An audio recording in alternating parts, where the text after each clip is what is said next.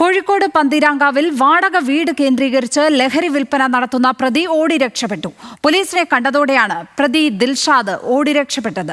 പ്രതിയുടെ കാറിൽ നിന്ന് 51 ഗ്രാം MDMA കണ്ടെടുത്തു. പ്രതിക്കായി തെരച്ചിൽ ഊർജിതം. രമ്യ ദാസ് ചേരുന്നു വിവരങ്ങളുമായി. രമ്യ, എപ്പോഴായിരുന്നു ഈ സംഭവം? ഇയാൾക്ക് ഈ ലഹരി വിൽപ്പനയുമായി ബന്ധപ്പെട്ട് മറ്റ് ആരെങ്കിലുമായും കണക്ഷൻ ഉണ്ടോ? അങ്ങനെ പോലീസ് സംശയിക്കുന്നുണ്ടോ? വിവരങ്ങൾ എന്താണ്? ഇതുമായി ബന്ധപ്പെട്ടുള്ള കൂടുതൽ അന്വേഷണങ്ങൾ പോലീസ് ഊർജിതമാക്കിയിട്ടുണ്ട്. ഈ പ്രതിക്കായിട്ടുള്ള അന്വേഷണം പോലീസ് ഊർജിതമാക്കിക്കൊണ്ടിരിക്കുകയാണ്.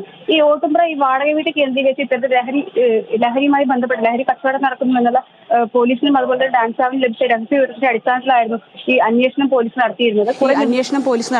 കുറെ ദിവസങ്ങളായി ഈ വീടും ഇയാളും ഡാൻസ് ആഫിന്റെയും അതുപോലെ തന്നെ നല്ലോണം പോലീസിന്റെയും നിരീക്ഷണത്തിൽ തന്നെയായിരുന്നു. ഇന്ന് പുലർച്ചെയാണ് ഇത്തരത്തിൽ ഈ വീട്ടിൽ പോലീസും അതുപോലെ തന്നെ ഡാൻസ് ആഫും തമ്മിൽ ഒരു അന്വേഷണം നടത്തുന്നത്.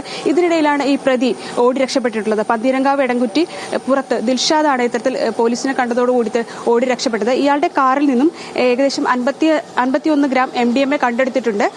ഈ പോലീസ് ഇയാൾക്ക് വേണ്ടിയുള്ള അന്വേഷണം പോലീസും അതുപോലെ തന്നെ ഡാൻസ് ആഫും ഊർജിതമാക്കിക്കൊണ്ടിരിക്കുകയാണ്. ലക്ഷ്മി പത്മ. രമ്യ ദാസാണ് വിവരങ്ങൾ പങ്കുവച്ചത്.